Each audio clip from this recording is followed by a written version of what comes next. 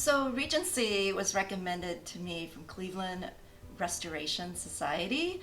They had worked with Regency on a number of projects and they seem to have like a really good synergy between the two. They understand the process of going through a very low interest loan for a historic home like mine. So Norm came out, did a walkthrough, seemed to really love the project, understood all the things about an old house that he might uncover, but was really enthusiastic to do the project. What I also really loved about Regency is they were in constant contact with me.